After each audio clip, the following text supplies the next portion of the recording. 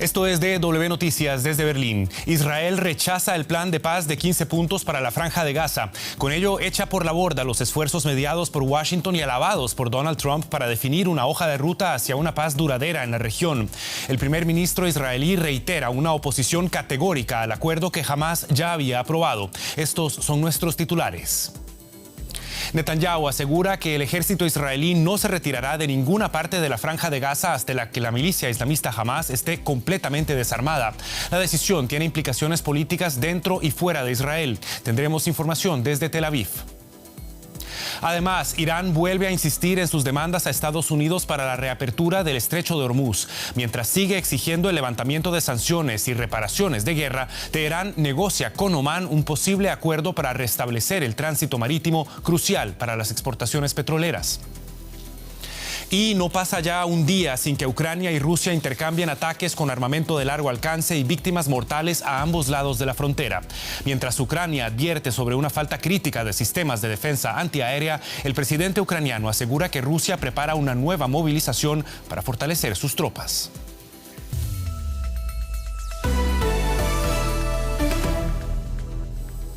Los saluda Javier Arguedas. Gracias por informarse con nosotros. El primer ministro de Israel, Benjamin Netanyahu, rechazó este domingo el plan de 15 puntos para la Franja de Gaza, respaldado por el presidente estadounidense Donald Trump, y aseguró que el ejército israelí no se retirará del territorio palestino hasta que Hamás esté completamente desarmado. El acuerdo aceptado por Hamás contempla que el grupo, considerado terrorista por varios países, entregue sus armas a una nueva autoridad palestina encargada de gobernar el territorio. Según el plan, Israel retiraría por completo sus fuerzas en paralelo al desarme, algo que Netanyahu rechaza. El primer ministro israelí defendió que su gobierno hará lo necesario para garantizar la seguridad de Israel y, aunque elogió la alianza con Estados Unidos, aseguró que sabrá mantenerse firme incluso ante sus mejores aliados cuando sea necesario. Turquía y Egipto, dos de los países mediadores junto a Estados Unidos y Qatar, instaron a aplicar el plan de paz de Trump. La periodista Maya Siminovich se encuentra en Tel Aviv para ofrecernos más detalles de la postura israelí en este conflicto. Maya, ¿qué tal? Muy buenas noches para vos. ¿Qué argumentos mencionó el primer ministro israelí para rechazar el plan de paz aprobado por Hamás? Hola Javier, principalmente mencionó en esta reunión de gabinete, esta fue la apertura de la reunión semanal de su gabinete de gobierno, en el que dijo de manera muy taxativa que Israel rechazaba los 15 puntos del plan de Trump y porque Hamás no da ninguna garantía de que no vaya a volver a atacar a Israel, que mientras no haya garantías de que realmente Hamás no va a hacer daño a sus vecinos, o sea, no habrá un desarme completo, Israel no puede de ninguna manera retirarse militarmente de la Franja de Gaza, ni siquiera seguir adelante con todos estos 15 puntos, pero hay que tener en cuenta dos cosas. Estos 15 puntos son un refinamiento de los 20 puntos originales de Trump, recordemos, de septiembre del 25, cuando Israel sí aceptó todos esos puntos.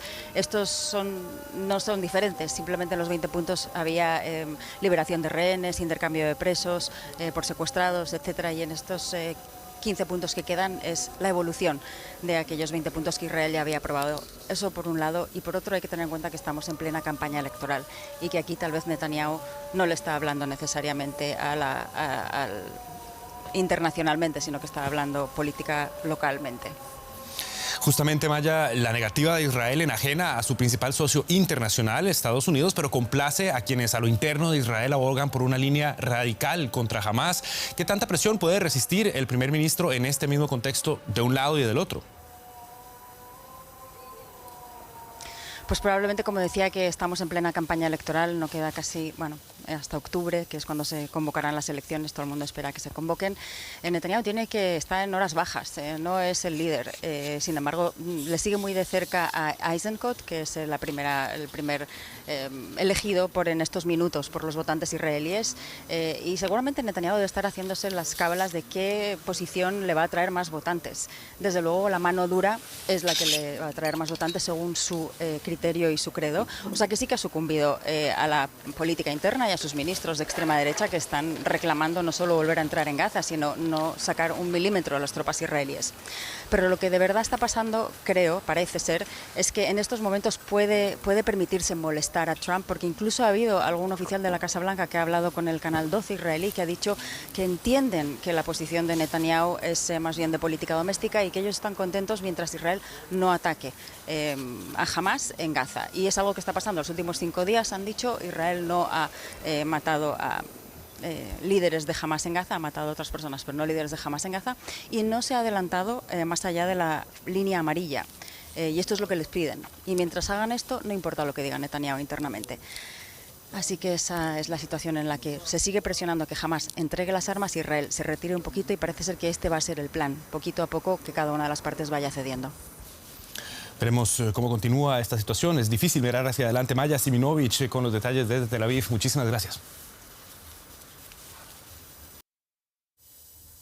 Y en otro de los frentes abiertos en Medio Oriente, Irán mantendrá el bloqueo del estrecho de Hormuz hasta que Estados Unidos acepte todas sus exigencias, entre ellas el fin del bloqueo naval y de los ataques contra la República Islámica y sus aliados, el levantamiento de las sanciones, la liberación de activos iraníes bloqueados y el pago de reparaciones de guerra.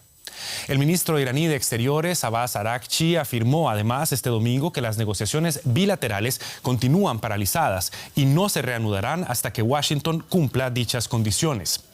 Hormuz, ruta crucial a nivel mundial para el tránsito de hidrocarburos, permanece bloqueado por Irán hasta que regularmente se pueda restablecer el tránsito. Los buques que intentan cruzar por el estrecho son atacados. Irán se muestra inamovible en sus demandas hacia Estados Unidos. Antes de este programa hablé con Mariano Aguirre, investigador del Centro de Barcelona de Cuestiones Internacionales y asesor de la Fundación Friedrich Ebert, y le pregunté qué nos dice esto sobre el poder de negociación que tiene Irán al controlar el estrecho de Hormuz. Bueno, básicamente Irán en este momento tiene un control no solo del estrecho de Hormuz, sino yo diría de la situación política y diplomática con los Estados Unidos y con los países árabes de la región. O sea, básicamente Irán le está diciendo a Estados Unidos, en este caso a través de intermediarios, como puede ser el caso de Omán, el caso de Qatar, el caso de Pakistán, le está diciendo que no basta solamente con que llegue a un posible acuerdo con Omán, sino que además lo que quiere es que Estados Unidos libere una serie de fondos que están en bancos internacionales debido al régimen de sanciones internacionales que se ha impuesto durante los últimos años, especialmente en contra de Irán, que Estados Unidos repliegue sus tropas en la región, que levante el bloqueo naval que tiene contra Irán y que además libere una serie de fondos para la reconstrucción de la destrucción que ha causado la guerra en este país. Todo esto lo pone al presidente Trump en una situación muy difícil. Si acepta, se verá como que ha perdido la guerra contra Irán. Si no lo acepta, el estrecho de Hormuz seguirá cerrado y entonces el precio de la energía y de muchos bienes de consumo en Estados Unidos aumentarán y esto le impactará en las elecciones de medio término de noviembre. Los ataques con misiles y drones de los rebeldes hutíes han causado graves daños en el puerto de Moca, en el Mar Rojo, según el gobierno yemení. Al menos 11 personas han muerto y unas 50 han resultado heridas. El ataque se produjo horas después de que los hutíes atacaran una refinería de Aramco en Arabia Saudita. Las autoridades de Yemen denuncian daños en instalaciones civiles y económicas del puerto. Los hutíes, respaldados por Irán, aseguran que atacaron tropas y depósitos de armas sauditas. La ofensiva se produce en plena escalada de la guerra civil en Yemen, reanudada el mes pasado tras una tregua vigente desde el año 2022.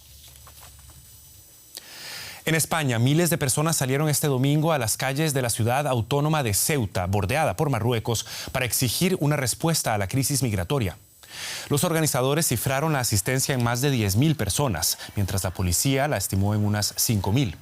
Bajo el lema de la unidad, los manifestantes reclamaron al gobierno una respuesta urgente para garantizar la seguridad y los servicios públicos, mientras la crisis continúa en las playas de la ciudad.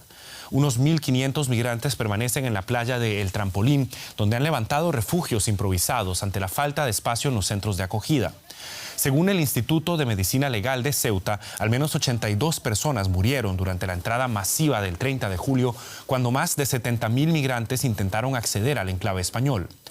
Varias organizaciones no gubernamentales elevan la cifra total de fallecidos a 141, al incluir también víctimas registradas en Melilla, la otra ciudad española situada en el norte de África. Fijamos ahora la mirada en la situación de Ucrania. Rusia informó este domingo que 5 personas, entre ellas un niño, murieron tras un ataque con drones ucranianos. Según Moscú, sus defensas antiaéreas derribaron además 153 drones durante la noche pasada. En Ucrania, ataques rusos con misiles dejaron al menos 2 muertos y decenas de heridos. En Kharkiv, un dron ruso destruyó 4 plantas de un edificio residencial. En Odessa, 8 personas resultaron heridas y varios edificios fueron dañados. Y en Dnipro, un ataque destruyó un almacén de la Organización Mundial de la Salud con suministros médicos para centros sanitarios del frente. El presidente de Ucrania, Volodymyr Zelensky, acusa a Moscú de intensificar sus ataques y advierte que el presidente ruso, Vladimir Putin, prepara una nueva movilización masiva. Todo ello cuando el propio Zelensky afirmó que un nuevo misil balístico ucraniano podría estar listo para su uso este año. Los bombardeos de Ucrania contra Rusia, que al inicio parecían incidentes aislados, se han vuelto casi cotidianos. Antes de este programa hablé con el periodista especializado en Rusia, Ricardo Marquina, en Tallinn, y le pregunté qué tanto ha cambiado realmente la percepción de la ciudadanía rusa sobre el alcance que puede tener esta guerra en su país. La guerra se ha convertido para los rusos en algo cotidiano. Eso es un cambio fundamental entre el año pasado y este 2026. Los rusos están conviviendo ya de manera cotidiana, como ya hemos dicho, con incendios en centros de logística, con carriles, con redes ferroviarias cortadas, con más y más muertos civiles, por desgracia. Y eso evidentemente es un cambio de juego. Eso no pasaba hace un año, no pasaba hace 2 años. Había alguna víctima ocasional, pero no a nivel que estamos viendo. Con lo cual hay un cambio en la percepción de los rusos ahora, sin duda, en las regiones, al menos en toda la parte occidental de Rusia, sabe que están en guerra. ¿Eso puede tener algún tipo de presión sobre el Kremlin? La tiene, sin duda. Las elecciones de septiembre pueden ser fundamentales y por eso podría haber un cambio en la política interna de Rusia, pero de momento el apoyo a Vladimir Putin parece ser bastante firme en toda la sociedad y en toda Rusia. Ricardo Marquina desde Tallinn con el análisis. Muchísimas gracias. Varios países se enfrentan a una oleada de incendios forestales que está obligando a miles de personas a abandonar sus hogares. Solo por mencionar algunos, Canadá, Francia, España, Albania y Grecia combaten distintos focos mientras los equipos de emergencia trabajan a contrarreloj para contener las llamas. En Canadá, la provincia de Columbia Británica declaró el estado de emergencia y más de 20.000 personas fueron evacuadas por un incendio que afecta ya a 10.300 hectáreas. En Albania, un siniestro en Kruja, a unos 38 kilómetros de Tirana, obligó a evacuar a varias familias y movilizó a más de 200 bomberos y 3 helicópteros. En España, las llamas en Castellón obligaron a evacuar a 700 personas y han afectado 684 hectáreas.